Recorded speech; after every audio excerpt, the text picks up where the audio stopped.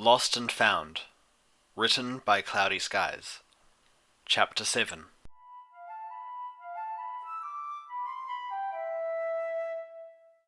Usually Rainbow Dash knew better than to fly tired. It was a mistake of a fool who had just learnt to fly on her own, risking an accident like this. Every now and then she would come to again, eyes snapping open to confirm that yes, her wings were still flapping of their own accord. Had flight not been in her blood, she'd probably be upside down in the forest below, tangled in the long scarf she wore. Just as she'd completed the thought, she blinked again, and the forest was replaced with neater clumps of green speckled with red. She shook her head to try to clear the fog that had settled over her sleep-addled mind, stifling a yawn with the back of her hoof while sweet apple acres passed by below. The sun was just now cresting the horizon, and Big Macintosh was already at work in the orchards. Usually she knew better, but usually she knew where her friends were too. Big Mac had hired on 2 stallions to help out on the farm in Applejack's absence, and it was a keen reminder of what was wrong with the world. Rainbow Dash grimaced and looked away, her eyes instead settling on a lonely, abandoned cottage a small ways off. It was a mistake. That indeterminable, untouchable feeling of subtle terror returned. She'd never admit to being afraid, of course, but this was different.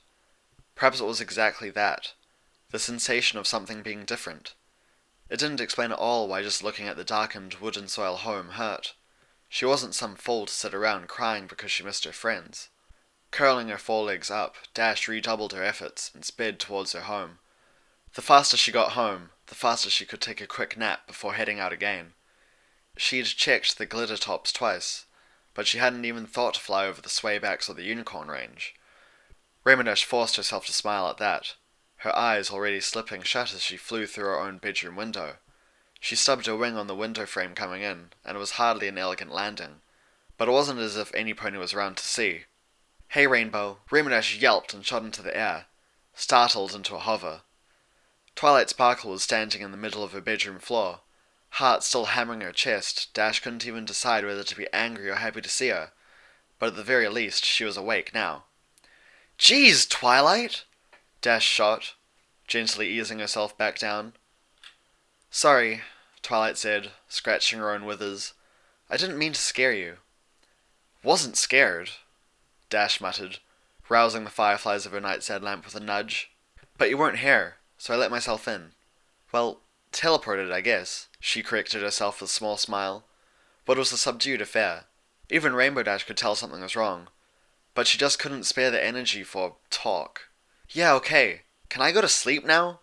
I gotta get a nap in, and then I need to tell Cloudkicker to take my shift clearing clouds tomorrow so I can go search. You can't go on like this," Twi said, leveling an even gaze her way. Yeah, I really can," Dash said, shrugging. "If you just get out of my bedroom and let me have my nap anyway." "No, I mean..." Ugh, Twilight groaned, rubbing the spot between her eyes with a hoof. "Every pony's worried about you." "Worried about me?" Dash repeated, taking great care to make the words flat like an apple in a buffalo stampede. "Why in the hay are they worried about me? Maybe that's the problem, huh? Maybe they should be worrying about Fluttershy and AJ too instead." Twilight's frown only deepened. Rainbow Dash refurled her wings and cleared her throat. As annoying as it was to have Twi in her room when she really just wanted to sleep, she got the impression she'd said something very, very wrong. "Tell me, Rainbow, what do you think Rarity and Pinkie Pie are up to right now?" Twilight asked. "Not trying to find Fluttershy and Applejack?" Dash suggested, glancing off to the side. Truth was, she hadn't seen any of her friends for a few days now, but she was sure she'd spotted Pinkie Pie in town once. It might have been last week. It was getting hard to tell. And Twilight was saying absolutely nothing. Dash looked back over at her, and the unicorn mare was giving her an outright glare. Dash's ears went flat on pure reflex. "Rarity," Twilight hissed through clenched teeth, "was on the verge of tears last time I spoke to her. Because she can't help more. Because she feels useless." "I don't..." Dash tried to say, but Twilight stomped her hoof on the tiled floor, a loud clack silencing her. "After she made you that scarf, after you turned down her offer of a vest or whatever it was, she's been listless. She's talking about closing shop for a while because you can't get anything done. She hasn't made anything new for 2 weeks," Twilight said, leaning in uncomfortably close. And Pinkie Pie? She's trying to stay busy. If you ever bothered to check her mail, you'd see invitations to parties and happenings. She's throwing parties now? Dash asked, raising a brow. But Twilight didn't seem inclined to answer. The unicorn stepped forward so their snouts touched, her voice almost a growl. No, she's cancelled them. Have you ever heard of Pinkie Pie cancelling a party before? Rainbow. When I can tell that Pinkie's being miserable, something's wrong. Rainbow Dash gingerly reached out to push Twilight back and retrieve her own personal space. Yeah, great. And you think this is my fault? What? Just because I told them they can't keep up? Because they can't fly? Well, newsflash, they can't. Dash swallowed, her mouth tasting bitter. You're missing the point!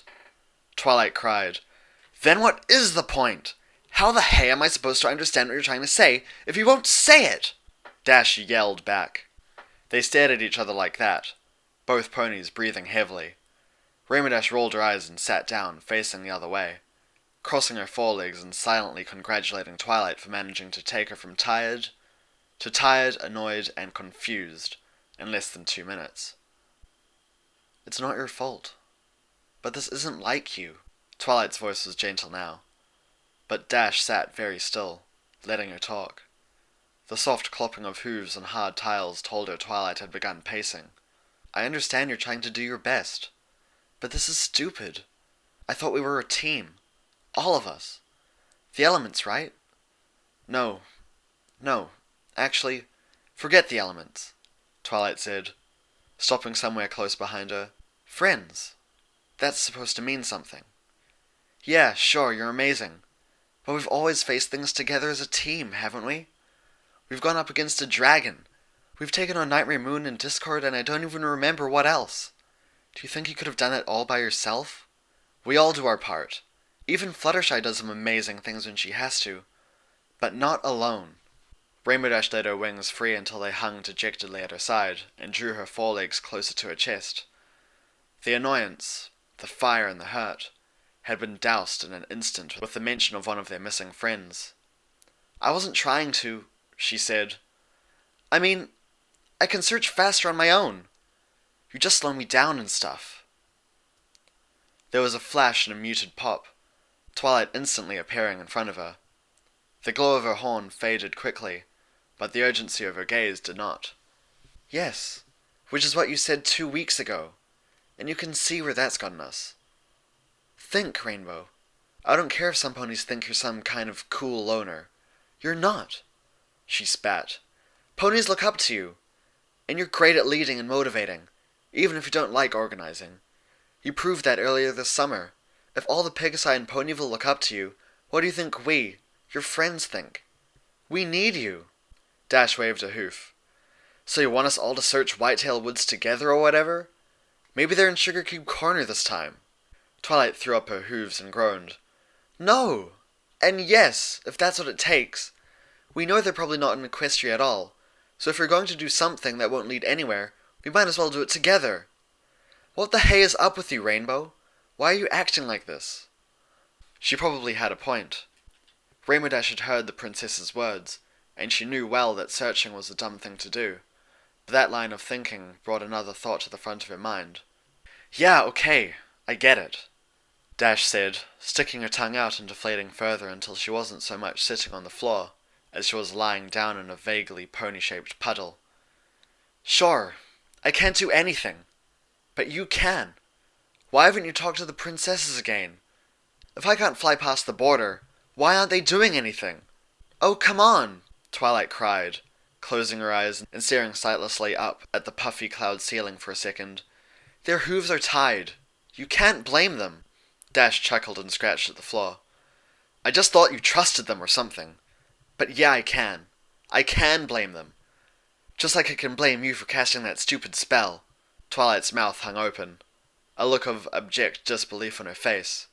Without another word, the unicorn's horn flared, and she disappeared in a flash of brilliant energy.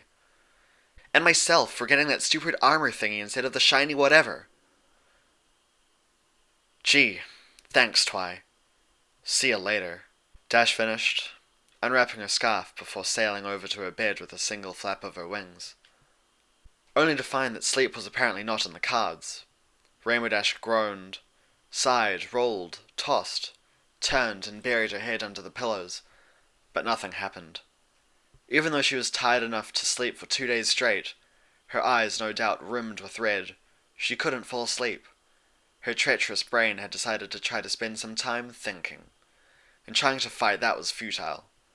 With a final, wordless cry of exasperation, she sat back up in her bed. It wasn't the whole argument with Twilight. Sure, she'd said some things she shouldn't have, but it usually worked out. Thinking back to how the unicorn had looked at her before she disappeared, she swallowed. Yeah, okay. I'll apologize, I guess, Dash muttered to herself, going cross-eyed as if she could lock eyes with her own brain. Fine. Apologizing. I was an idiot. It happens. Good night, Rainbow Dash. Head, pillows, eyes closed. Nothing. Rainbow Dash trembled where she lay, grinding her teeth against each other. Usually it took all of 3 seconds to fall asleep even if she wasn't tired. Simply being bored was enough to give her cause for a nap. What? She cried, bolting upright again. She wasn't about to sit around and mope because 2 of her best friends ever were missing, nor did it do any good to feel bad for Rarity and Pinkie Pie either. Instead, a few useless words were lodged somewhere inside her skull. Twilight's words. This isn't like you. Who was it like then? Who or what was she acting like? And why? On a whim, Rainbow Dash slipped off her bed and gripped the handle of her nightstand drawer in her mouth. The drawer creaked and groaned as it resisted, not having been opened in years. But Dash knew she had to see now. When the finicky furniture yielded, it was with a crack that left her with the entire front section of the drawer in her mouth. Dash scowled and flicked the front board away before peering inside. She knew there was something she'd put there at one point, long ago. There was something missing amidst the forgotten and unimportant diplomas, a bare spot in between what may at one point have been a sandwich and an empty picture frame. She just couldn't remember what, and that left a gnawing feeling in the back of her mind. With a sigh, Dash stood up, coming face to face with the picture she kept in her nightstand. It was the same picture of a little group of friends that they all had. There was nothing special about it except that it made her miss her friends all the more. She could admit to that much, at least. Her eyes locked with the yellow Pegasus who peered back up at her through the glass, and it finally hit home. She felt incomplete. It was as if she'd performed an amazing routine of tricks, only to find that no pony was watching. The stupid thought was all too good an example. She hadn't had any time to practice lately, but there wasn't much point to it now anyway. Without her friends, the sky was a dull place. Without Fluttershy quietly cheering her on during her daily practice sessions, it didn't feel nearly as tempting. Dash closed her eyes and tried to stop her line of thinking there, but the smile she tried to pin on her face wouldn't stick. It felt forced and weird, and all of a sudden she was twice as curious about the missing object in her drawer. Perhaps they all felt like that then. If Twilight, Rarity, and even Pinkie Pie felt something of the same, then everything made a lot more sense. She should probably make those annoying apologies now, rather than later. On the other hoof, she was pretty sure that none of the others had lost a friend who had been with them since they'd been little fillies. All the same, she couldn't stand to lose another friend right now, not even for one moment. Rainbow Dash gently lay the picture face down, if only so she wouldn't have to deal with their stares for now. Sure enough, Fluttershy and Applejack had only been gone a few weeks, but they were both pretty awesome in their own right. They were her friends after all, and thus probably fine. She couldn't imagine ever spending a single moment doing anything other than her best to find them. She just missed a tiny bit on what her best really was. Taking a running start and bouncing via her bed, Dash spread her wings and angled herself sideways to slip outside the bedroom window on the opposite wall. For the first time in weeks, she felt truly awake and aware.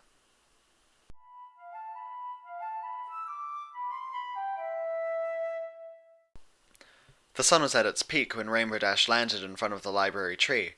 In the space of a few hours, she drafted every single Pegasus with whom she was on a first, or nickname basis. And while the visit to Carousel Boutique had been a little awkward, her belly was full of muffins from Sugar Cube Corner, as proof of her and Pinkie Pie being okay, and of Pinkie herself being a little more okay herself. Lots of stuff down. One thing to go. Bringing a hoof up to both knock and push the library's front door open, she ran a couple of sentences through her head, trying them out. I'm sorry you didn't let me finish. Probably too well true. I'm sorry that we were both idiots? Maybe. Hey, Rainbow Dash, Spike called, waving from over by a bookshelf he was carefully dusting. The baby dragon had his apron on, and was apparently engaged in a full round of library cleaning. Hey, Spike, where's Twilight? Dash asked. Sorry about whatever made you angry. But seriously, Twilight, are you getting anything done with all those books? Oh, she didn't tell you? She took the morning train to Canterlot, 3 hours ago. Sheesh, I thought you guys talked. Dash froze, staring straight at Spike, who, for his part, shrank back a little bit. Okay, so she didn't tell you, Spike added. Yeah, no, she didn't, Dash snapped. Twilight, of course, knew that this whole search business was pointless. Despite the fact that nothing had come of it yet, Twilight's talks about magical ley lines and arcane whatevers was the only thing that sounded like it had a real chance of getting them somewhere. Instead of working on that, Twilight had given her a pep talk about being an example, and then, unless she was going to Canterlot to yell at Princess Celestia herself in person, she'd run off to take a vacation right after? I can't believe this, Dash growled, her wings flaring. Can't believe what? Spike asked, hopping off the stool he had been perching on and tossing the feather duster onto a nearby table. What's the big deal? Want me to take a message? No, just forget it, Dash muttered, trotting past him and up the stairs that led to Spike and Twilight's private chambers. I'm just going to get the latest graphic novel version of the Daring Do spin-off series. I can't sleep. I know where she keeps them. Rainbow, wait! Spike called, his voice fading as she rounded the corner. Where are you going? Even I'm not allowed in our room anymore. She says it's off limits and told me to sleep down here. Wait! Dash ignored the little dragon's protests. If Twilight didn't want ponies in her room for whatever reason, then that just made it twice as satisfying to go there now. She had nudged the door open and kicked it shut once inside, muting Spike entirely. She had to wonder if she was in the wrong place. The top floor of the library didn't really leave a lot of room for error in that department, but the bedroom was entirely changed. Twilight's bed was propped up against the far wall, and indeed, judging by the amount of empty tea and coffee cups scattered around every surface, it was hard to imagine the studious mayor used it for much these days anyway. In the centre of the room, on a floor stripped bare of carpet and other furniture, a clear crystal bowl rested over a piece of very familiar dark metal. Surrounding it, circles and other geometrical shapes, only half of which Dash knew the names of, were etched in the floorboards. Vials and jars, potions and odd objects no doubt dredged up from the library's cellar, competed for space with more books than Rainbow Dash had ever thought the library housed, and that was to say nothing of the ridiculous wealth of loose sheets of paper and parchment that lay all around the room. Near the glass bowl, in the only area otherwise free from this mess, a stack of particularly fine sheaves of parchment rested, each unfurled side by side, most of them bearing only a few words. Dash tentatively took a few steps closer, squinting. Dear Princess Celestia. Dear Princess. Princess Celestia. Princess. Princess. They all carried the same words. The trail of ink invariably splotched over a few words. Only the very last scroll showed any variance, the quill still on the floor at its side. Dear Princess Celestia, why aren't you doing anything? Rainbow Dash swallowed and gingerly reached out to seize the quill in her mouth, dipping it in one of the many inkwells nearby. She scrawled a quick, I'm sorry, Dash, on one of the disused papers. Some apologies couldn't wait.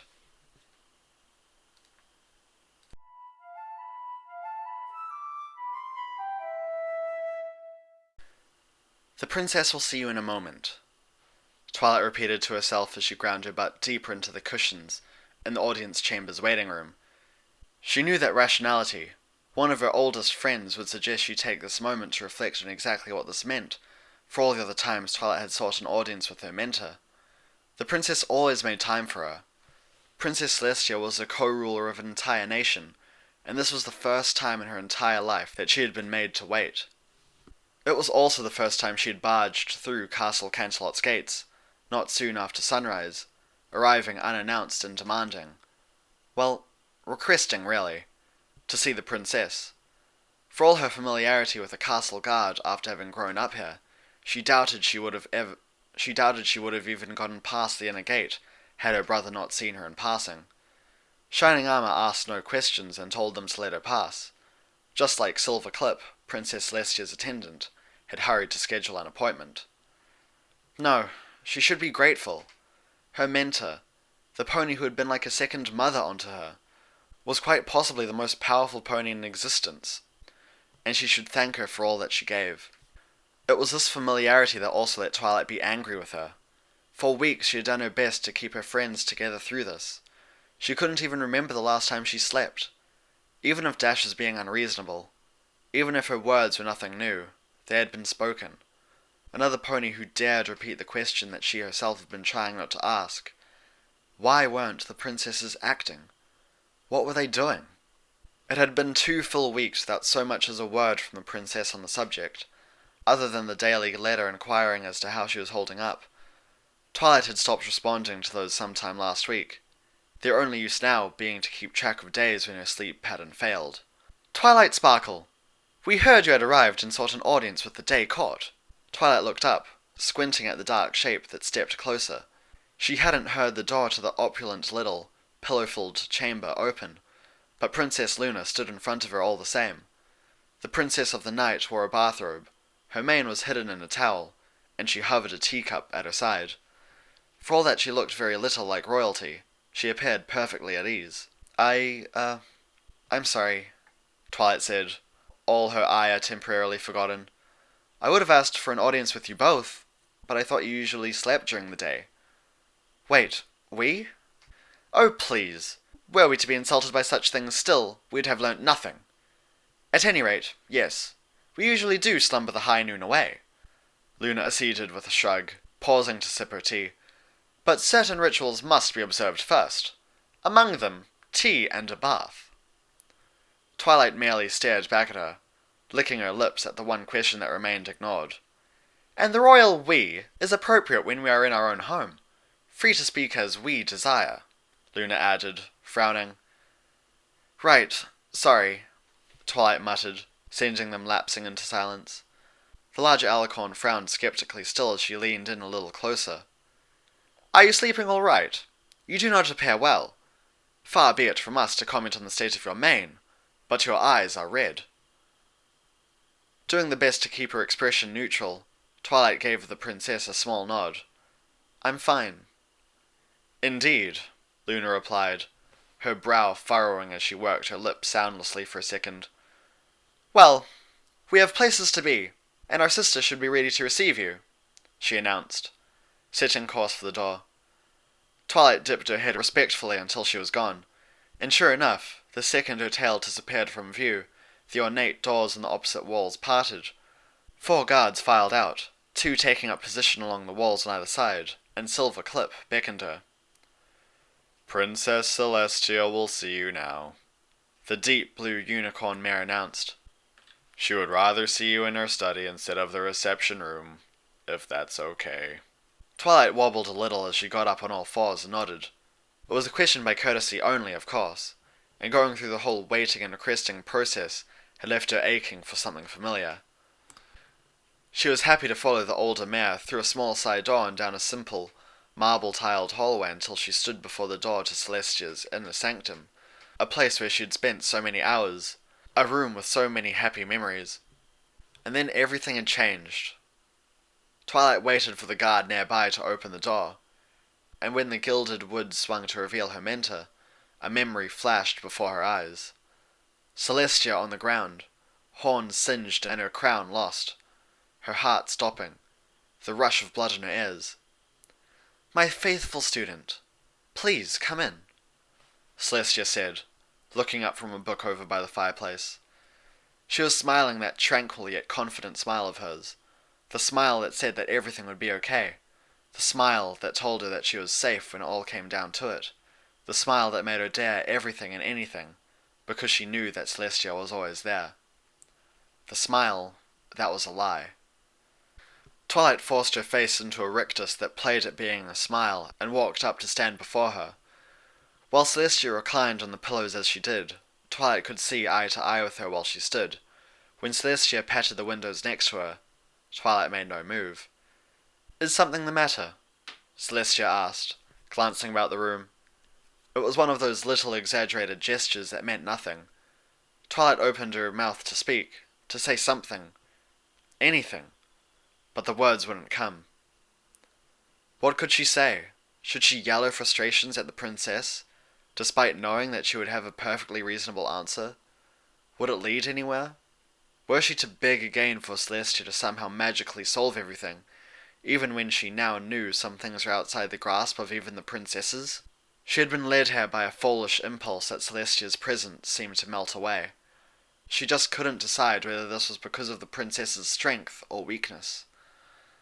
As Twilight stared and worked her jaw, the princess in question frowned and put her book down.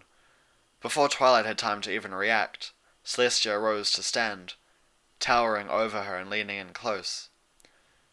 "Are you getting enough sleep?" she asked. And just like that, the apparently one-sided tension in the room shattered into a million infinitesimal pieces. Twilight let go of the burden she had been carrying. Even if things were different, there was no denying the genuine warmth in the princess's voice. She wouldn't scoop her up and fuss about her like her mother would, but the frown upon her face spoke volumes. Now, more than ever, she needed that warmth.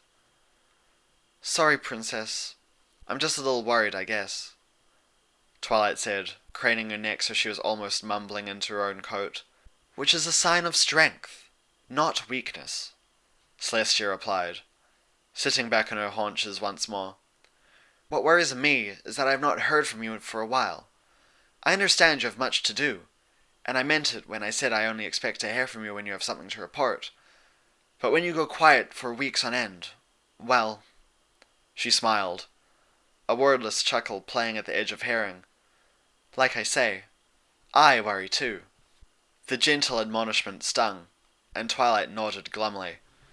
At one point she may have shrugged it off, believing that while disappointing the princess was a sad thing indeed, she couldn't truly hurt her. She knew better now. Less than a month ago, the princess herself had all but admitted that Twilight had been the one to teach her a lesson in the wake of the wedding attack. Thus it was with airs well and truly pinned to the back of her head, she replied, "I'm sorry." "Think nothing of it," Celestia replied, once again gesturing to the other end of the pillow mound upon which she sat. "Would you have tea with me?" "No, I really should get going," Twilight blurted. "I mean, you've probably been busy with meetings, talking to dignitaries and dealing with matters of state and such." Celestia tilted her head ever so slightly and smiled. "I always have time for you, but if you are busy, I'm sure Steelhoof at the door will arrange for a chariot home. Please tell your friends I said hello." Twilight nodded as quickly as she could. She already began retracing her steps, edging away backwards while dipping her head. "I will. Thank you, princess," she said, suddenly very eager to get back to the safety of her library.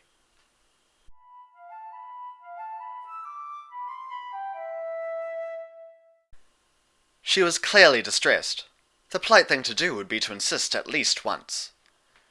The door had barely closed behind Twilight's trailing dark tail before Luna spoke up. A corner of the room visibly undarkened, the minor spell dissipating even as Celestia gave her sister a reproachful glance. "It would have been," Celestia agreed, wincing at that as she picked up her book with a soft golden glow of magic, putting it safely away in a nearby bookshelf. "And you did not," Luna added. The Night Princess was sat on a pillow, wearing her bathrobes and a nightcap. On the table in front of her an empty teacup and the morning edition of the Equestrian Inquirer. It was as innocent as it was annoying, and her words stung even if there was no intentional barb. "I did not. Sun and moon, Luna, I did not," Celestia said, rubbing her face with the back of her foreleg. "I ignored her and sent her on her way, knowing full well she would not dare force the point. While we're on the topic of observations of detail, you do realize that if she paused to think, she'd have seen straight through your little spell."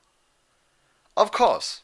We know her strength better than you, sister, Luna said, the barest hint of an edge upon her voice, but the strain disappeared an instant later as she sighed.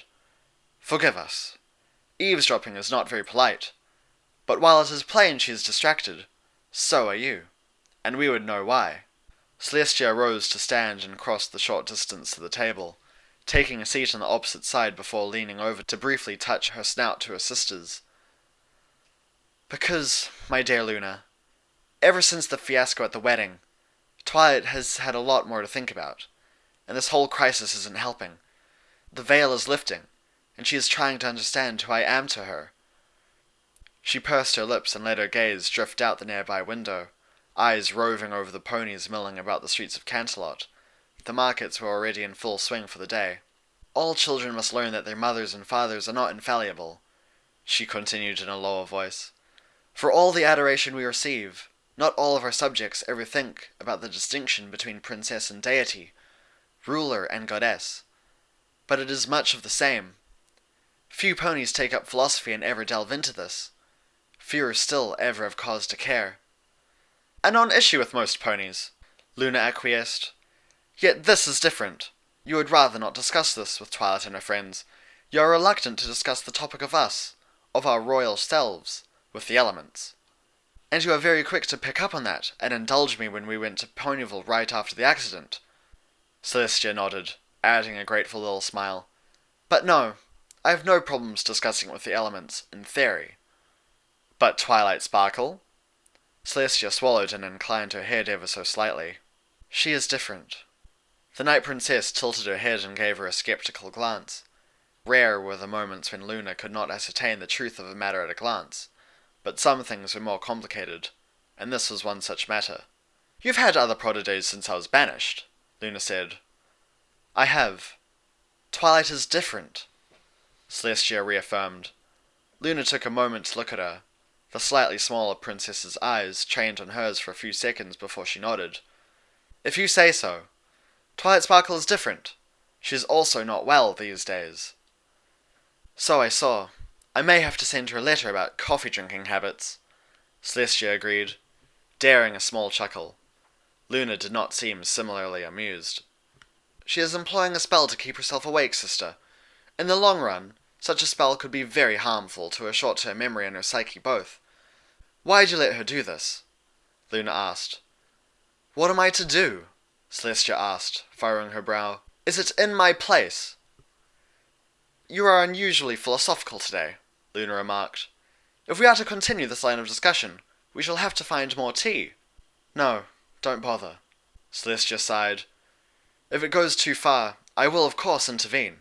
I will not let harm come to her. But if she wishes to engross herself in the past, then I will let her. She needs to do this in her own time. Celestia counted to 3 inside of her head, while Luna nodded slowly at that. It seemed like a closed topic. Luna had asked her a question and she had given an answer. But as all roads led to Canterlot, so would all topics invariably lead to the one they had been discussing every day for the past 2 weeks. You see, we had thought she was distressed on behalf of her friends, Luna commented. Celestia sighed inwardly. She is. Very much so. That is why she wants to talk to me. It's all related. She sees me in a new light, and then a catastrophe occurs. One we are powerless to act upon. It's exceptionally bad timing. But we are not powerless, Luna retorted. The Moon Princess rose to stand, forelegs upon the table. To give in to apathy like this is folly. And you seek to use your student as yet another excuse to delay? I am aware of the fact that you disagree, Celestia said, doing her best to deprive Luna of the pleasure of any reaction whatsoever. And we will discuss this on a daily basis, without getting anywhere for a while yet, I suspect. Because of your reluctance to take risks, Luna said, sinking down to sit again. Or because of your zeal and eagerness to do just that, Celestia countered. It is no matter, Luna snorted, her brow furrowed as she seemed to look past Celestia rather than at her. We do not have to press this issue any more. Twilight Sparkle matters enough to you that we do not have to. She will be back, and you will have to face her. Will you still have supper with us tonight, as per usual? Or are we quarrelling? Celestia shook her head at her sister's unusually cryptic words and chuckled. We are not quarrelling as far as I can tell. Supper at 10?